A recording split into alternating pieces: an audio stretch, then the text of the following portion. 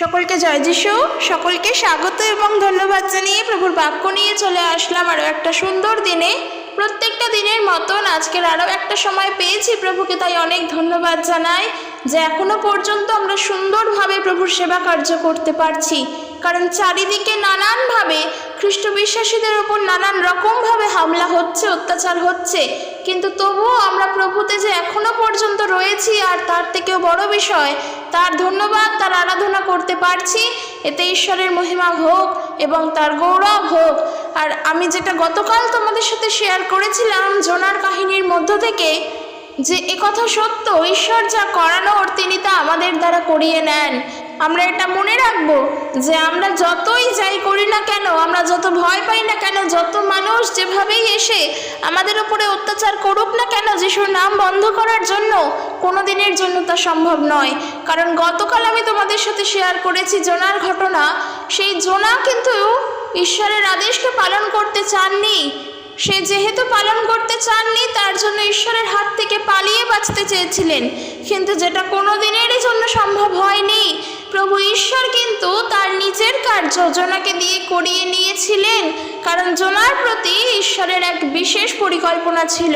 তাই বলবো, যেই কার্যের ভার প্রভু দিয়েছেন আমরা তা করব, কিন্তু যতই হামলা আসুক না কেন, প্রভু যখন যেটা করাতে চান সেটা সম্পূর্ণ হবেই হবে। এটা পুরো পূর্ব পরিকল্পিত এবং ঈশ্বরের নির্ধারিত, যা কেউ কোনো দিনের জন্য বন্ধ করতে পারবে না। হ্যাঁ, হামলা আসবে, অনেক কিছুই ঘটবে, কিন্তু যেটা হওয়ার সেটা হবেই।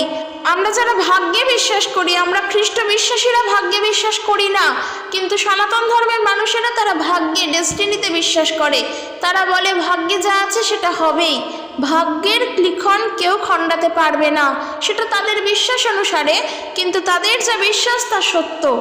তোমার যা রয়েছে, তোমার জন্য ঈশ্বরের যে চিন্তা রয়েছে, তোমার জন্য যা সময় নির্ধারিত রয়েছে সেটা হবেই, সেটা কোনো দিনের জন্য বন্ধ হবে না। তাই জন্য ঈশ্বর যা করতে চান সেটা তো করবেনই, সেখানে মানুষ হয়ে আমরা বাধা দেওয়ার কে?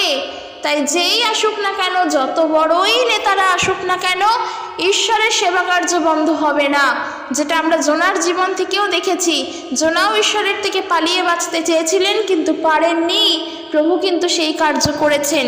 কেন এ কথা বললাম? আজকের টপিক অনুসারে দেখো একটা বিষয়, যে যারা কিনা খ্রিস্টান ধর্মের মহিলারা, তারা শাখা সিঁদুর পড়তে কি পারবে নাকি পারবে না, এই বিষয়টা নিয়ে আমি আলোচনা করব। কিন্তু সমস্যা হয়, যেহেতু আমরা পশ্চিমবঙ্গে রয়েছি এবং পশ্চিমবঙ্গের খ্রিস্ট বিশ্বাসী, আমরা অনেকে আছি, আমরা যারা খ্রিস্টান হয়েও শাখা সিঁদুর পড়ি, হিন্দু মহিলারা শাখা সিঁদুর সমস্ত কিছুই পড়ছেন, এবং যারা অ্যাটাক করতে আসছে, যারা হামলা চালাচ্ছে, তারা এসেই আগে বলছেন, আগে এই বিষয়টা লক্ষ্য করছেন যে যদি কোনো হিন্দু মহিলাকে শাখা সিঁদুর পড়তে না দেখে, তাতেও তারা বলছে এরা খ্রিস্টান হয়ে গেছে, এরা শাখা পড়ছে না, সিঁদুর পড়ছে না।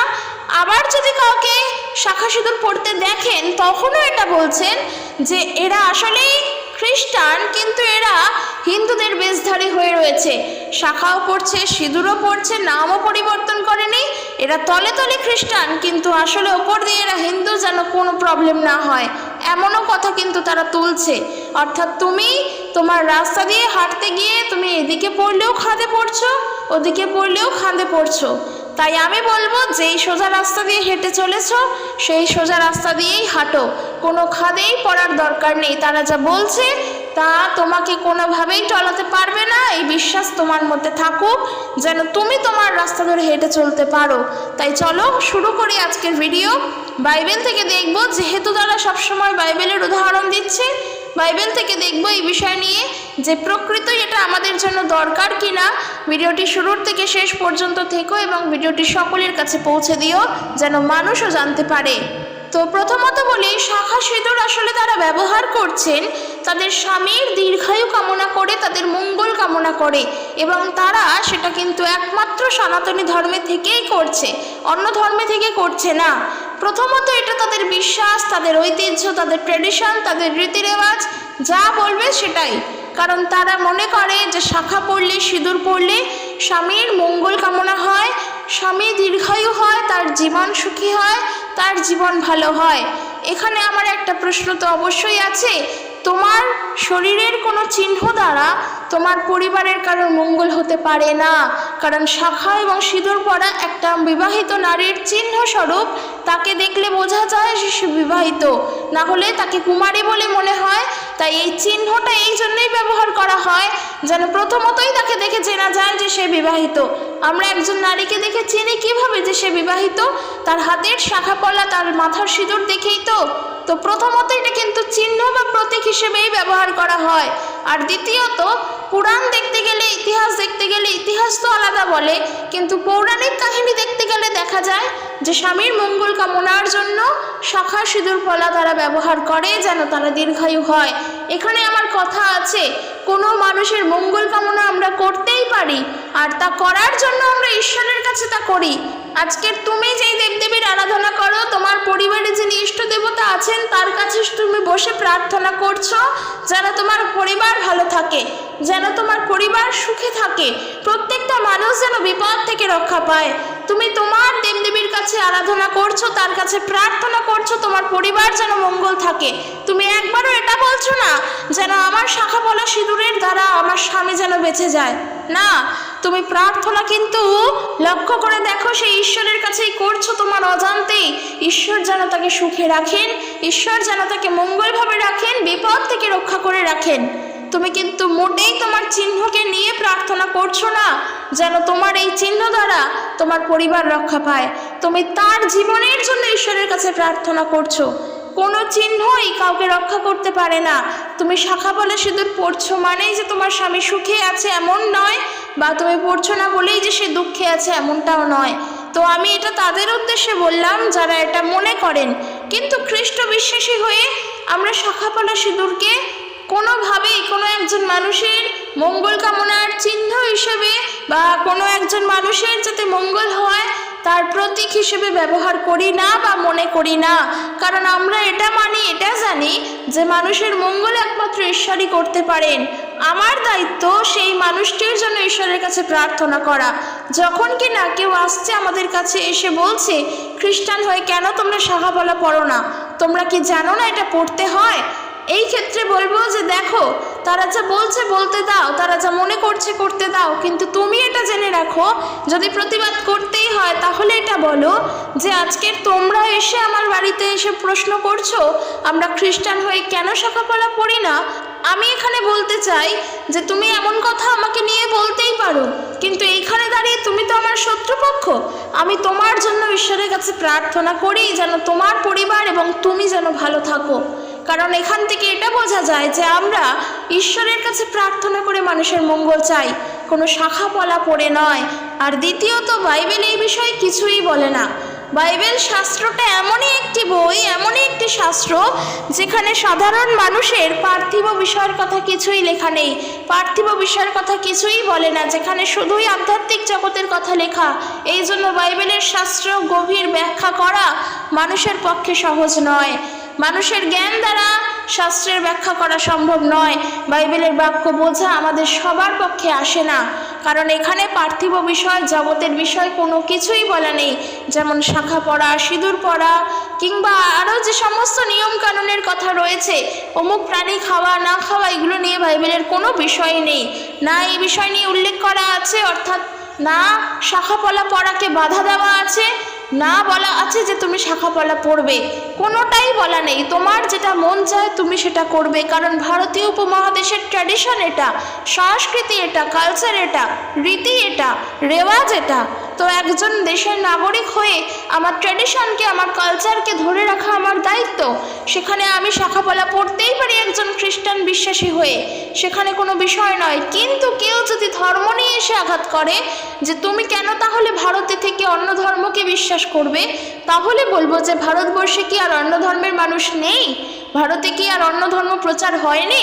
এই ভারতবর্ষ কি শুধুই হিন্দু ধর্ম?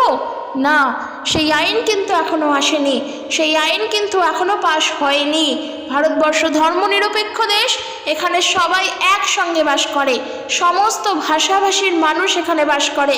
এখানে কোনো নিয়ম নেই যে তুমি তোমার ধর্মে আছো মানেই তোমার ধর্মে থাকবে। না, আজকের আমার বিশ্বাস কোনোভাবেই কোনো একটা নির্দিষ্ট বিষয়ের ওপর স্থায়ী থাকতে পারে না। মানুষের মন বড়ই চঞ্চল, মানুষের মন খুব তাড়াতাড়ি এক জায়গা থেকে অন্য জায়গায় স্থির হয়। সেই ক্ষেত্রে বলবো, যখন আমরা যিশুর নামকে বিশ্বাস করেছি, যখন আমরা যিশুকে জেনেছি, নিশ্চয়ই আমি সেখান থেকে কিছু পেয়েছি, যার জন্য আমি এখন যিশুর কথাই বলতে চাই, যিশুর নামই প্রচার করতে চাই। এটা সম্পূর্ণ আমার ব্যক্তিগত বিশ্বাস। এখানে যেমন কেউ এসে আমাকে আঘাত করতে পারে না, ঠিক একইভাবে এখানে এসে কেউ আমাকে ব্যাঘাত দিতেও পারে না, আমাকে রুখে দিতেও পারে না। তাই আমি আমার বিশ্বাস নিয়ে আরও 5 জনের কাছে আমার বিশ্বাসের কথা বলতেই পারি। সেই স্বাধীনতা, সেই ব্যক্তি স্বাধীনতা আমাকে দেওয়া আছে, আমি দিয়েছে, আমি পেয়েছি। কিন্তু একটা জিনিস আমার এটাও মনে আছে যে আমার কাছে স্বাধীনতা আছে ঠিকই, আমি স্বেচ্ছাচারী নই। আমি সবার কাছে গিয়ে কথা বলতে পারি, আমার বিশ্বাসের কথা বলতে পারি, তাদেরকে জানাতে পারি, কিন্তু তারা বিশ্বাস করবে কি না করবে সেটা তাদের ব্যক্তিগত ব্যাপার। সেখানে আমি তাদেরকে জোর করব না, কারণ ওই অধিকার আমার যেমন নেই, আর ওই শিক্ষাও আমাদের নেই। কারণ কাউকে ঈশ্বরকে বিশ্বাস করানোর কথা জোরপূর্বক হয় না। আমি যদি আজকে তোমাকে বলি তুমি যাকে বিশ্বাস করো তাকে ছেড়ে দিয়ে যিশুকে বিশ্বাস করো, তুমি কোনোদিনও সেটা করবে না, কারণ আমি বললাম বলেই তুমি করবে। এটা কখনো হয় না তো। তাই আমরাও করি না কাউকে গিয়ে জোরপূর্বক খ্রিস্টান করা। এইটা আমাদের সব সময় মনে রাখা দরকার। এবং প্রতিবাদ যদি করতেই হয়, এখানেও একটা বিষয় আসে যে আমরা প্রতিবাদ করব কি না। প্রতিবাদ যদি করতেই হয় নম্রতার সঙ্গে করবে, অর্থাৎ একজন খ্রিস্ট বিশ্বাসী হয়ে সে নম্রতার সঙ্গে থেকেই প্রতিবাদ করবে। কারণ তার সর্বশুরুতে মনে রাখা দরকার যে এই সময় দাঁড়িয়ে আজকের যিশুর নামের জন্য যদি সে তাড়িত হয়, এই ঘটনা তার জীবনে প্রথম ঘটছে বা তার খ্রিস্ট ধর্ম বিষয়ে এই ঘটনা প্রথম, এমনটা নয়। এই ঘটনা একেবারেই নতুন নয়। আর এই নিয়ে কিন্তু বহু বছর আগে থেকেই ভাববাদী গ্রন্থে এই সমস্ত বিষয় ভাববাদী করাই আছে। প্রভু যিশু বলছেন যে আমরা যেভাবে আজকের তাড়িত হচ্ছি, মনে রেখো তোমাদের বহু পূর্বে ভাববাদী গণেরাও কিন্তু ঠিক একইভাবে তাড়িত হয়েছেন। তাই এটা কোনো নতুন বিষয় নয় যে আজকের আমরা যিশুর নামেতে তাড়িত হচ্ছি। এটা অবাক করাও কোনো বিষয় না, এটা হবেই, হয়ে এসেছে, বর্তমানে হচ্ছে, আগামী দিনে হয়তো আরও বেশি করে হবে। এটা কোনো নতুন বিষয় নয়, এটা ভয় পাওয়ারও কোনো বিষয় নয়। তারা এসে যা বলছে তুমি শোনো, তারা এসে যা করতে চাইছে তারা তা করুক, এবং তোমাকে দিয়ে যদি কিছু করাতে চায় তাহলে বলবো তুমিও তা করো। সে এসে তোমাকে দিয়ে করাচ্ছে মানে এমন তো নয় যে তুমি সেটা করলে মানেই তুমি সেই পথেই চলে গেলে। এটা মনে রাখতে হবে। আজকের হয়তো আমরা শাখাপলা পড়ছি না, একজন খ্রিস্টান বিশ্বাসী হয়ে হয়তো হিন্দু ধর্মের হয়েই আমরা শাখাপলা পড়ছি না, আর তারা জোরপূর্বক এসে আমাদের শাখা পড়াচ্ছেন, পলা পড়াচ্ছেন, হতেই পারে, সিঁদুর পড়াচ্ছেন, হতেই পারে। তার জন্য কি? তার জন্য প্রভু ঈশ্বরের প্রতি যে বিশ্বাস, তার থেকে কি আমরা সরে যাচ্ছি? কোনোভাবেই নয়। কারণ আবারও বলছি, বাইবেলে পার্থিব জগতের বিষয় নিয়ে কিছুই বলা নেই, সেখানে আধ্যাত্মিক বিষয় বলা আছে। মানুষ এই সমস্ত করছে এবং মানুষ এই সমস্ত করলেই যে ঈশ্বরের প্রতি বিশ্বাসকে হারিয়ে ফেলছে এমনটা না। তোমার বিশ্বাস তোমার কাছে, আমার বিশ্বাস আমার কাছে, এবং আমাদের বিশ্বাস অন্তর থেকে, যেখান থেকে কেউ আমাদের সরাতে পারবে না। তাই তুমি একজন হিন্দু নারী হয়ে যদি খ্রিস্ট বিশ্বাসী হও, তাহলে তোমার ইচ্ছা হলে তুমি পড়বে, তোমার ইচ্ছা না হলে তুমি পড়বে না। এটা সম্পূর্ণ তোমার ব্যক্তিগত ব্যাপার। এখানে কেউ বাধা দিতে পারবে না এবং এখানে কেউ কোনো কিছুই বলতে পারবে না। কেউ এখানে তোমাকে কোনো আঘাতই করতে পারবে না। ইভেন তোমার চার্চ থেকে যদি তোমাকে বলা হয় যে তুমি একজন খ্রিস্টান হয়েছো, এখন খ্রিস্ট বিশ্বাসী হয়েছো, কেন তুমি এখনও শাখাপলা সিঁদুর পড়ছো, তুমি ওই জগতের কালচারকে ছেড়ে দাও, অন্য ধর্মের রীতিকে ছেড়ে দাও, তখন তোমারও সেখানে প্রতিবাদ করা উচিত যে আমি বাস করছি আমার ভারতবর্ষে, আমার শিকড়, আমার গোড়া আমার ভারতবর্ষে, আমি একজন ভারতীয়, আমার কালচারকে ধরে রাখা আমার দায়িত্ব, এবং আমি ঈশ্বরকে বিশ্বাস করেছি এই শাখাপলা সিঁদুরের ওপরে নির্ভর করে নয়। আমি আমার হৃদয় থেকে আমি ঈশ্বরকে বিশ্বাস করেছি, আমি যিশুকে বিশ্বাস করেছি, আমার অন্তর থেকে তাকে আমি ঈশ্বর বলে গ্রহণ করেছি, তাকে আমি প্রভু বলে মানি। তিনি আমাকে সাহায্য করেন সব ক্ষেত্রে, তিনি আমাকে দেখেন, আমি তার সন্তান, তিনি আমার পিতা, আমি তাকে বিশ্বাস করি। তো সেই ক্ষেত্রে আমি কি পড়লাম কি না পড়লাম, যেমন তিনি দেখেন না, ঠিক একইভাবে সেটা আমারও দেখার বিষয় নয়। যেটা আমার ইচ্ছা আমি সেটা করবই। কিন্তু আমরা মনে রাখবো যেন কোনোভাবে আমাদের বিশ্বাস থেকে আমরা সরে না যাই। কারণ একজন বিশ্বাসীর পরিচয় কিন্তু তার বিশ্বাসেই। একজন খ্রিস্ট বিশ্বাসীর পরিচয় সর্বপ্রথম তাকে বলা হয় যে ওই মানুষটি একজন খ্রিস্টান, সে যীশু খ্রিস্টকে বিশ্বাস করে, সে যীশু খ্রিস্টের পূজা করে, সে যীশু খ্রিস্টের আরাধনা করে, অর্থাৎ সে যীশু খ্রিস্টকেই মানে। তার পরিচয় কিন্তু সেখানে গিয়ে দাঁড়ায়। তার পরিচয় এটাই এসে বলে না যে তুমি খ্রিস্টান ধর্মের হয়ে গেছো মানেই তুমি ধর্মের নীতিকে পালন করছো, না, তারা বলেই এটা একজন খ্রিস্ট বিশ্বাসী বলে পরিচয় দেয়। তাই এই বিশ্বাস যেন সঠিক থাকে, বিশ্বাসে আমরা যেন স্থির থাকি, এটা মনে রাখা দরকার। আর যেটা বললাম যে সেই মঙ্গল কামনার কথা, যে তোমার ওই শাখাপালা তোমাকে বাঁচিয়ে দেবে, এটা কোনোভাবে সম্ভব না, কোনো দিনের জন্য সম্ভব না। এটা মনে করা ভুল, কারণ কোনো চিহ্নই আমাদেরকে বাঁচাতে পারে না, কোনো চিহ্নের দ্বারা আমরা বাঁচতে পারি না। ঈশ্বর মঙ্গল না করলে সেখানে মঙ্গল হয় না, ঈশ্বর না চাইলে আমাদের জীবনে কিছুই হয় না। ঈশ্বর আমাদের জন্য যেটা করেন সেটা তার ইচ্ছা অনুসারে তার নির্ধারিত সময় করেন। তিনি চান বলেই আমরা আজকে সুখে আছি। তাই আমাদের উচিত তার কাছে প্রার্থনা করা, একে অপরের জন্য প্রার্থনা করা, একে অপরের মঙ্গল কামনা করা। আজকের যারা আমাদের উপর হামলা করতে আসছে তাদের জন্য প্রার্থনা করা, এই কারণেই যেন তারাও সুখে থাকতে পারে, তারাও শান্তিতে থাকতে পারে, তাদের পরিবার যেন ভালো থাকে। তারা আমাদের উপরে হামলা করছে মানে এটা নয় যে তারা কিন্তু অনেক বড় হয়ে গিয়েছে, তারাও কিন্তু ঈশ্বরেরই সন্তান, ঈশ্বর তাদেরকেও সৃষ্টি করেছেন। দিনের শেষে যখন তারা একা হয়ে যাবে, যখন দিনের শেষে গিয়ে তারা একা বসে চিন্তা করবে, যখন দেখবে যে এই সারাদিনে আমরা এত কিছু করলাম, এত মানুষের কাছে গিয়ে আমাদের ধর্মের কথা বললাম, তারা যেন আমাদের ধর্মকে মানে এই কথা বলে এলাম, এত কিছু তো করলাম, কিন্তু আমি এখন বসে চিন্তা করছি আমার ঘরে যদি খাবার না থাকে আমি আগামীকাল কি খাবো, সেই চিন্তাটা কিন্তু তার হয়। সেই চিন্তাটা কিন্তু সে করবে, একটিবারের জন্য হলেও করবে। সে যদি অসুস্থ থাকে সে চিন্তা করবে আগামীকাল আমি ডাক্তারের ওষুধ কোথা থেকে জোগাড় করব, এই চিন্তাটা কিন্তু সে করবে। কারণ দিন শেষে সেও মানুষ, তারও কষ্ট আছে, তারও যন্ত্রণা আছে, তারও দুঃখ আছে। শুধুমাত্র তারা যে এমন উগ্রতার সাথে এসে আমাদের কাজ বন্ধ করতে চাইছে, তারা নিজেরা যে সবাই সবসময় সুখে, এমনটা কিন্তু না। এই যে তাদের কষ্ট যন্ত্রণা আছে, তাই আমরা ঈশ্বরের কাছে এই প্রার্থনাটাই করব যেন তাদের সেই কষ্ট যন্ত্রণার ভারও ঈশ্বর দেখেন, প্রভু যেন তাদের আশীর্বাদ করেন। এটা আমরা তাদেরকে বলেও দেব, এটা আমরা তাদেরকে বলবো যে তোমার জীবনেও কষ্ট আছে আমরা জানি, কিন্তু আমরা বিশ্বাস করি আমাদের ঈশ্বর মঙ্গলময়, তিনি আমাদের সবাইকে সাহায্য করেন। তোমাদের কষ্টতেও প্রভু তোমাদের আশীর্বাদ করবেন। এই জন্যই প্রভু যীশু প্রেম শিখিয়েছেন, তোমার আপন শত্রুকে তুমি প্রেম করো, এই জন্য প্রভু যীশু শিখিয়েছেন। কারণ জানবে বাইবেল বলছে 1 করিন্থীয় তার 13 অধ্যায় 13 পদ, আর এখন বিশ্বাস, প্রত্যাশা, প্রেম, এই তিনটি আছে, আর ইহাদের মধ্যে প্রেমই শ্রেষ্ঠ।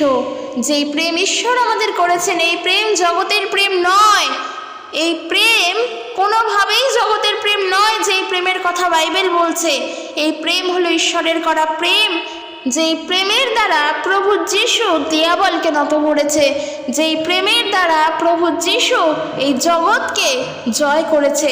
আর আজকের আমরা সেই প্রেমকে বিশ্বাস করেছি। এই প্রেম হলো ঈশ্বরের প্রেম। এই প্রেম একজন ছেলে মেয়ের প্রেম নয়, এই প্রেম একজন গার্লফ্রেন্ড বয়ফ্রেন্ডের প্রেম নয়, এই প্রেম একজন স্বামী স্ত্রীর প্রেম নয়, এই প্রেম হলো ঈশ্বরের প্রেম, যেখানে এতটুকুনিও খুঁত পাবে না, যেখানে এতটুকুনিও ধরার জায়গা নেই। তাই যখন তোমার বিরুদ্ধে তোমার বিপক্ষ দল এসে তোমাকে বলছে ঈশ্বরের কাজ বন্ধ করতে, তখন তুমি তাদের জন্য প্রার্থনা করো এবং সেটা তাদেরকে বলো যে আমরা তোমাদের জন্য প্রার্থনা করি যেন তুমি তোমার পরিবার নিয়ে সুখে থাকো। হ্যাঁ, তুমি সেটা নাও মানতে পারো, তুমি সেটা বিশ্বাস নাও করতে পারো, সেটা তুমি হয়তো বলতেও পারো যে আমাদের জন্য প্রার্থনা করার দরকার নেই, আমাদের ঈশ্বর আমাদের বাঁচাবেন। হ্যাঁ, তুমি সেটা বলতেই পারো, সেটা তোমার বিশ্বাস, কিন্তু আমার বিশ্বাস তা নয়, কারণ আমার শিক্ষাটাই অন্য। প্রভু যীশু এটাই শিখিয়েছেন, শত্রুকে প্রেম করো। আর যেটা আজকে টপিক, যেটা আমি বলছিলাম এই শাখা সিঁদুর বিষয় নিয়ে, যারা অযথা এই সমস্ত কথা বলছে, বলতে দাও। তুমি তোমার রাস্তাতে আছো, তুমি তোমার রাস্তাতে সোজা হেঁটে চলো, তুমি জানো ওই পথেই তুমি প্রভু যিশুকে জেনেছো, তোমার পথ সহজ, সেই পথ প্রভু করেছেন। সেই পথ দিয়ে চলতে গেলে পাহাড়ি রাস্তাতে তো চড়াই উতরাই আসবেই, খাদ আসবেই, কিন্তু তুমি তোমার হেঁটে চলেছো, হেঁটেই চলো, লক্ষ্যে তুমি পৌঁছাবেই। এই পথ মোটেই সমতল ভূমির পথ নয়, যিশুর পথ মোটেই সমান পথ নয়। এই পথ বন্ধুর প্রকৃতির, এই পথ চড়াই উতরাই, খাদও আসবে, গিরিখাদও আসবে, উপত্যকা আসবে, সব আসবে, কিন্তু পথ কিন্তু সোজাই থাকবে।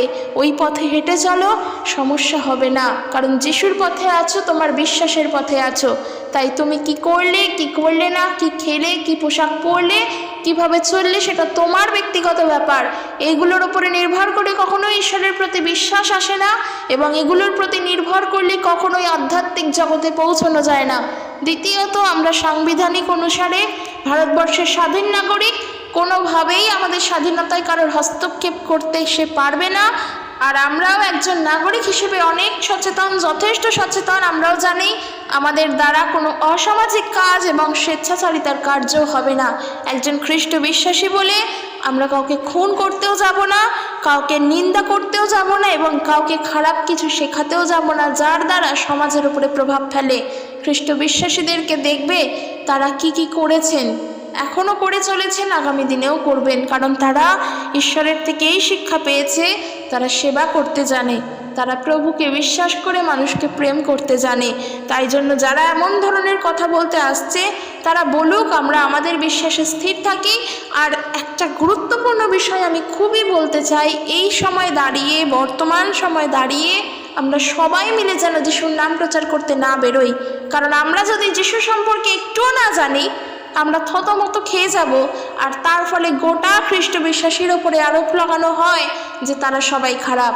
তাই আমরা সবাই মিলে যেন যিশুর নাম প্রচার করতে না বেরোই। প্রভু যিশু বলেছেন বলে আমরা সবাই মিলে যাব যিশুর নাম প্রচার করব, এটা যেন না হয়। কারণ যিশু অনেক কিছুই বলেছেন যেগুলো হয়তো আমরা মানি না, কিন্তু এইটা আমরা মানার চেষ্টা করি যেন সবাই মিলে যিশুর নাম প্রচার করব। না, এটা খুবই সাবধান। যদি না সঠিকভাবে জানি, 10টা প্রশ্নের সম্মুখীন যদি না হতে পারি, আমরা যিশুর নাম বলতে বেরোবো না। তোমার বিশ্বাস তোমার অন্তরে রাখো। হ্যাঁ, তোমার পাশের বাড়ির মানুষকে বলো, তোমার ঘরের মানুষকে বলো, কিন্তু বাইরে বেরিয়েও না। তার ফলে কি হয়, আমরা উত্তর দিতে পারি না। যখন আমরা প্রশ্নের জালে জড়িয়ে পড়ি, আমরা কিছু বলতে পারি না। তাই নিজেরা সাবধানে থাকো, একে অপরকেও সাবধানে রাখো, আর সবার জন্য প্রার্থনা করো। যারা আমাদের শত্রু, আমরা আগে তাদের জন্য প্রার্থনা করব, যেন তারা প্রভুকে জানতে পারলেও তারা যেন প্রভুর নামে নিন্দা না করে। যদি তারা যিশুকে নাও জানে, যেন দুটো খারাপ কথাও না বলে। এটা মনে রাখা দরকার, কারণ ঈশ্বরের শিক্ষাই এটা। শত্রুকে প্রেম করো, শত্রুকে ভালোবাসো, আর তোমার যা খুশি তুমি পড়ো, কোনো সমস্যা নেই। এখানে বাইবেল তোমাকে বলে না তুমি এটা করো না, ওটা করো না, একেবারে না। তাই বাইবেল পড়ো, শেখার চেষ্টা করো, জানার চেষ্টা করো। তো চলো আজকের এখানে শেষ করছি। ভিডিওটি সবার কাছে পৌঁছে দাও, এবং তোমরাও জানিও কেমন লাগলো। ঈশ্বর তার আপন বাক্যের দ্বারা প্রত্যেককে আশীর্বাদ যুক্ত করুক। জয় যিশু। Praise the Lord.